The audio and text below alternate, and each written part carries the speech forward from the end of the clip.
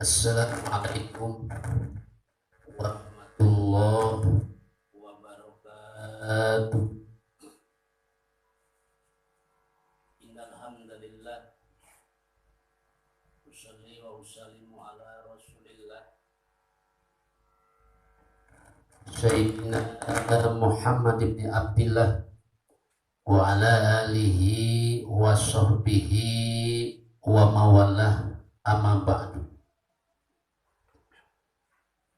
Pertama-tama dan yang paling utama, marilah kita panjatkan puja dan puji kehadirat Allah Subhanahu wa Ta'ala, yang mana di sore hari ini kita senantiasa masih dikaruniai nikmat yang paling besar, itu nikmat iman, nikmat Islam, nikmat sehat walafiat, nikmat panjang umur, sehingga kita bisa menghadiri lagi acara pengajian sebelum buka puasa.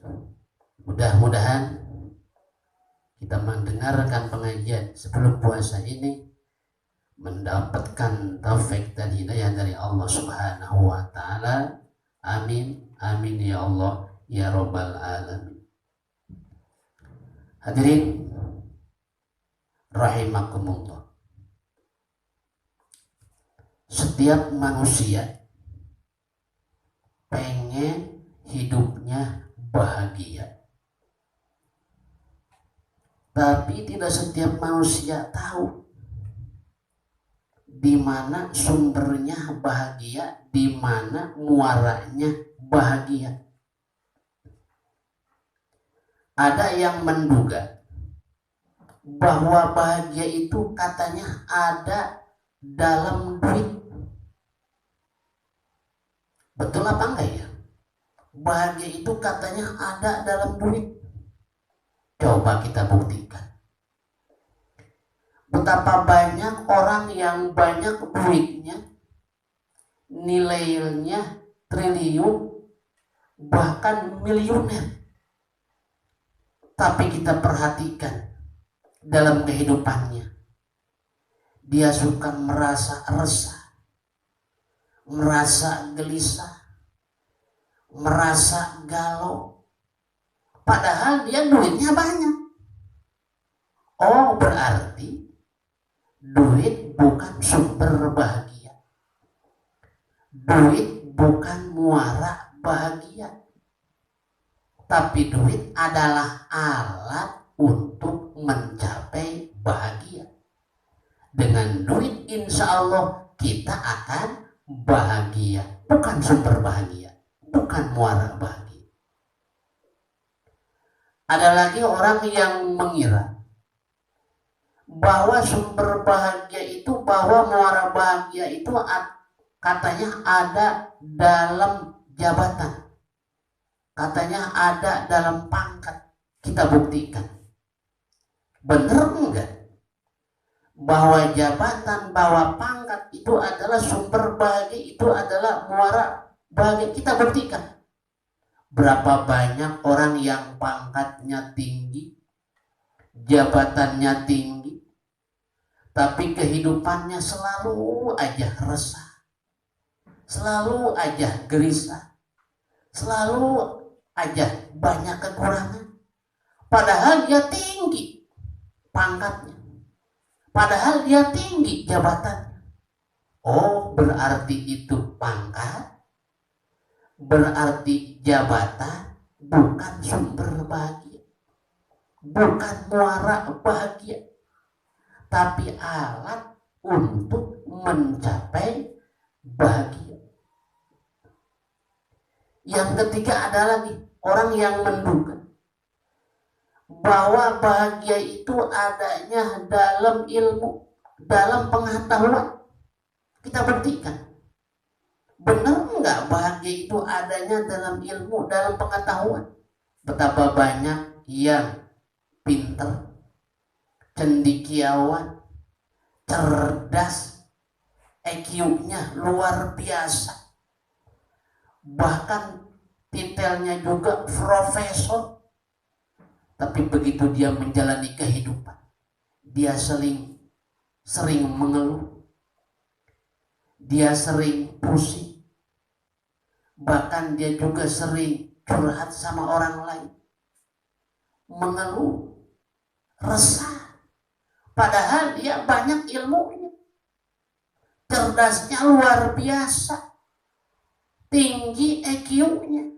Oh, berarti ilmu, pengetahuan bukan sumber bahagia, bukan muara bahagia, tapi apa? Tapi alat untuk mencapai bahagia. Hadirin rahimakumullah. Jadi duit bukan sumber bahagia, bukan muara bahagia, tapi alat untuk mencapai bahagia. Dengan duit insya Allah kita bisa bahagia. Jabatan, pangkat bukan sumber bahagia, bukan muara bahagia, tapi alat untuk mencapai bahagia. Dengan jabatan, dengan pangkat, insya Allah kita bisa bahagia. Ilmu, pengetahuan bukan sumber bahagia, bukan muara bahagia, tapi alat untuk mencapai bahagia. Terus apa dong sumber bahagia? Terus siapa dong muara bahagia? Tak lain dan tak bukan sumber bahagia, muara bahagia adanya dalam keridhaan Allah Subhanahu wa ta'ala. Makanya kita mencari duitnya. Tujuannya untuk apa? Untuk mencari ridhonya Allah. Bukan untuk memuaskan nafsu, bukan untuk sombong, bukan untuk menindas, bukan, tapi untuk mencari keridhaan Allah. Kita mencari pangkat setinggi-tingginya. Untuk apa tujuannya? Untuk mencari ridhonya Allah. Sebab bahagia itu ada dalam keridhaan Allah. Kita mencari ilmu, pengetahuan seluas-luasnya. Apa tujuannya? Untuk mencari ridhonya Allah. Oh, segala aktivitas kita, baik itu ibadahnya maupun ibadah mahdoh, ibadah yang pokok, atau ibadah guer mahdoh, ibadah yang bukan pokok, tujuannya tak lain dan tak bukan untuk mencari ridhonya Allah Subhanahu wa ta'ala. Sebab sumber bahagia adanya dalam keridhaan Allah Subhanahu wa ta'ala. Makanya menurut ahli sufi bahwa kita ini diperintahkan puasa bukan pengen masuk surganya Allah, dan bukan takut dengan nerakanya Allah, tapi apa tujuannya? Untuk mencari ridhonya Allah.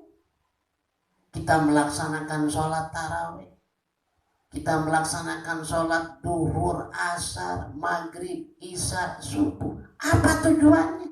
Untuk mencari ridhonya Allah. Kalau Allah udah ridho, tidak ada istilah yang dimahalkan. Begitu hebatnya itu fasilitas surga. Buat siapa? Buat orang yang diridhoi oleh Allah. Kalau Allah udah ridho, maka surga yang begitu hebat fasilitasnya akan Allah kasih kepada orang yang diridhoi oleh Allah. Makanya ibadah kita ini tujuannya semata-mata karena Allah. Tujuannya semata-mata untuk mencari ridhonya Allah. Makanya ada ungkapan dari ulama sufi, ilahi anta maksudi waridoka matlubi a'tini mahabbataka wa ma'rifataka. Ya Allah, engkaulah Tuhanku yang aku cari di alam dunia ini. Ketika aku beribadah tak lain dan tak bukan untuk mencari ridhomu ya Allah. Aku puasa pengen ridhomu ya Allah. Aku terawih pengen ridhomu ya Allah. Aku naik haji pengen ridhomu ya Allah. Itu ungkapan seorang ulama sufi. yang dicari itu adalah ridhonya Allah. Kalau orang telah diridhoi oleh ridhonya Allah, walaupun dia ada di neraka, itu makhluk tidak akan merasa panas. Contoh, siapa makhluk Allah yang ada di neraka? Malaikat Jabaniyah kan.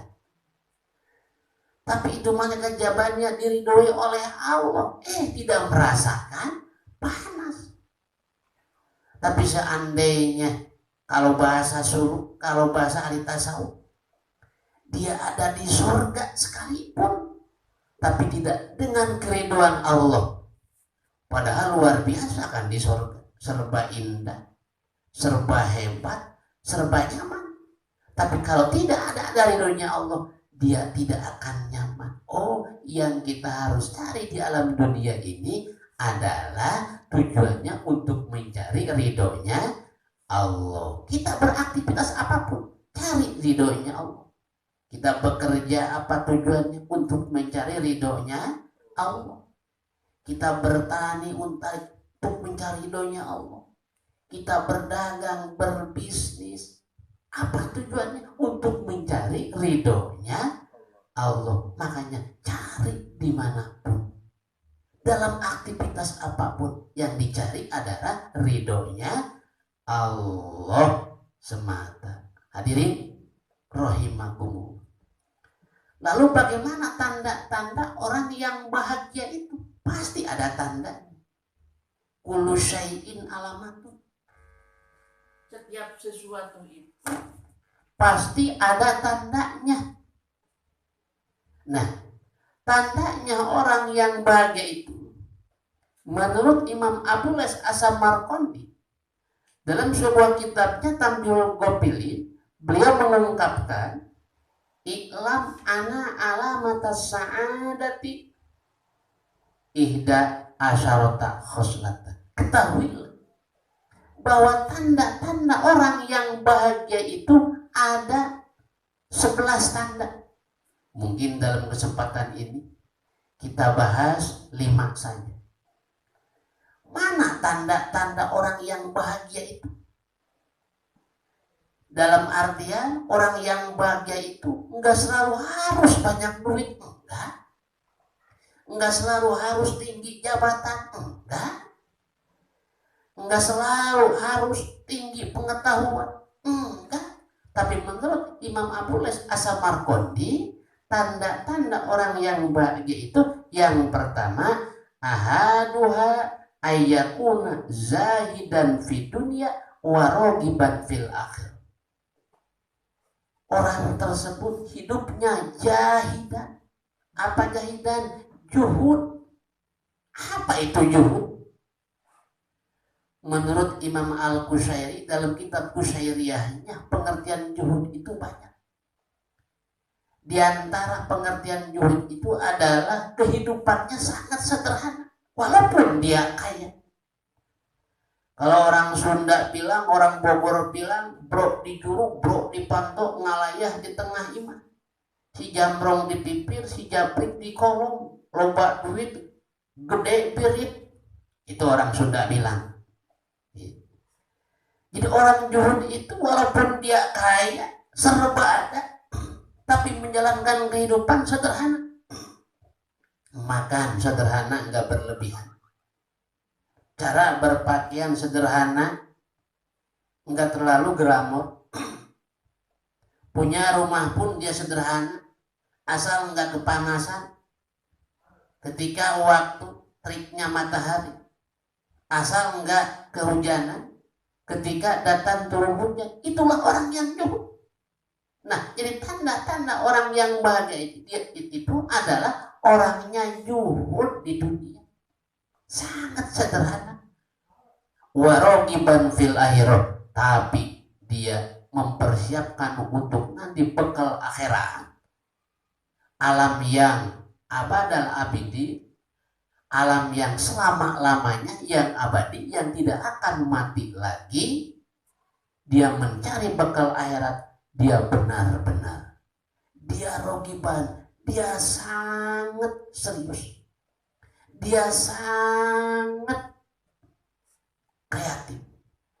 dia sangat getol untuk mencari bekal akhirat. Nah itulah orang yang hakikatnya bahagia. Hidupnya sangat sederhana, tapi mempersiapkan untuk bekal akhirat. Dia lebih giat, dia lebih getol, dia lebih kreatif, dia lebih rakus untuk bekal di akhirat. Itulah hakikatnya orang yang bahagia itu.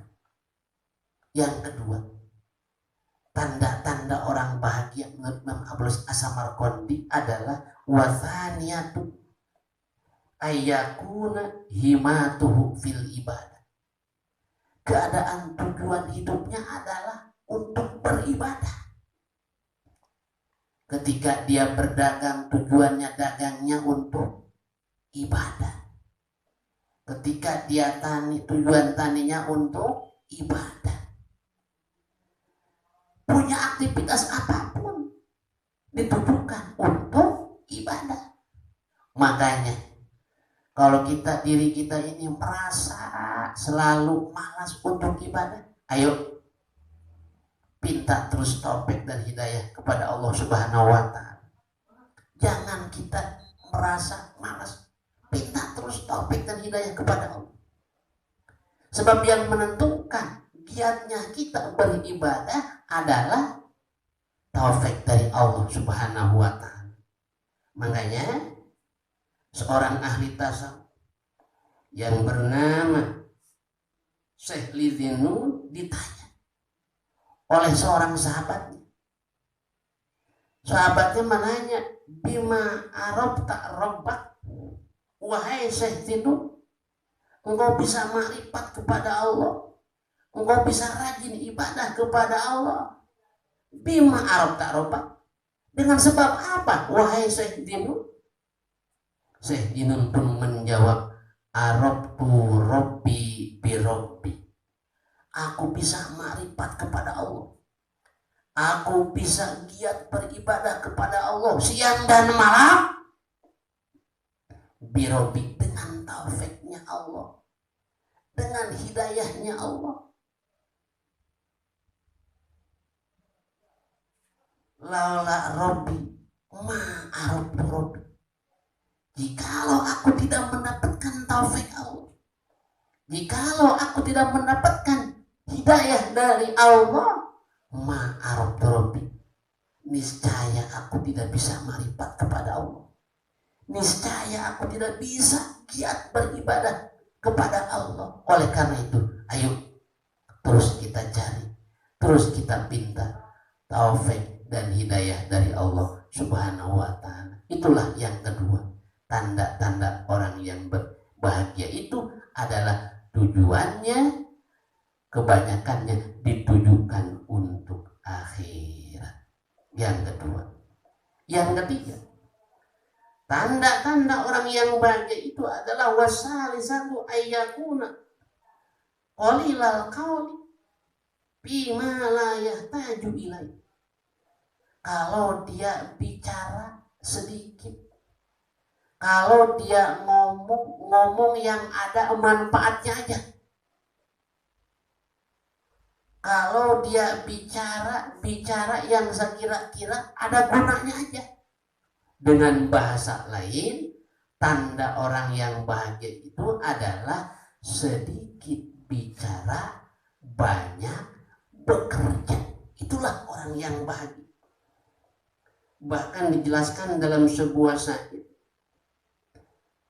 Dijelaskan, idza sa'a fi'lul mar'i sa'a dhunubu wa aikin bihum kil mar'i idza kana muksiro. Apabila dugaan seseorang, biasanya apabila pekerjaan seseorang itu jelek, biasanya dugaannya pun jelek. Kata syair, wa aikin bil hukil mar'i idza kana muksiro. Yakinkanlah oleh kalian bahwa orang itu orang yang gila, bahwa orang itu orang yang kurang sempurna akalnya. Idza kana muksiro, apabila dia banyak bicara, sedikit bekerja. Oh, jadi orang yang bahagia itu adalah sedikit bicara, banyak beramal. Itu yang ketiga. Yang keempat, tanda-tanda orang yang bahagia itu adalah warabi'atu ayakuna muhafadzatan ala sholawatil khamsi. Dia selalu menjaga sholat yang 5 waktu. Jangankan yang fardunya, yang sunatnya juga dia tidak berani meninggalkan. Apalagi yang wajibnya, apalagi yang fardunya, yang sunatnya juga dia terus dilaksanakan. Itulah orang yang bahagia. Maka kata Syekh Imam Abu Yazid Al-Bustami, law nadhartum ila rajulin utiya minal karumat hatta yartaqiya bil hawa fala taktarubi. Jikalau kamu melihat seorang laki-laki diberikan kemuliaan, kehebatan oleh Allah, sehingga dia bisa terbang di awan-awan, bisa berjalan di atas air, kamu jangan dulu tertipu. Fala taktarubi, kamu jangan dulu tertipu. Hatta tanduru kaifa tajidunahu indal amri wa nahyi wa hibdil hududi wa ada'i syariati. Sehingga periksa dulu, perhatikan dulu oleh kamu dalam kehidupannya sehari-hari. Apakah dia suka menjaga syariat Allah? Apakah dia suka sholat? Enggak. Apakah dia suka puasa? Enggak. Oh, dia itu enggak pernah puasa, tapi dari diri dia timbul kehebatan. Tapi dari dia timbul kekarismatikan. Jangan dulu percaya. Mungkin orang itu lagi diistidraj oleh Allah. Kalau orang Sunda bilang mungkin dia itu lagi disungkul oleh Allah. Lagi diampulkan oleh Allah orang tersebut. Bukan waliullah, bukan. Sebab dia melanggar syariatnya Allah.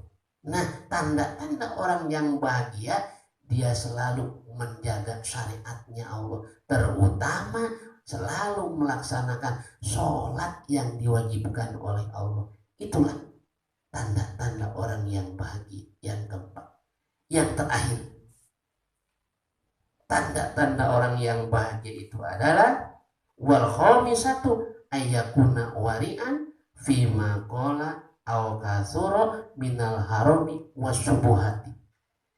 Dia dalam kehidupannya selalu afik. Apa itu afik? Selalu menjaga diri. Ketika dia makan, dia selalu menjaga diri, nggak mau yang namanya itu makanan barang haram. Jangankan haram, subhat juga yang belum jelas hukumnya, dia nggak mau makan. Itulah orang yang apik. Itulah orang yang bahagia.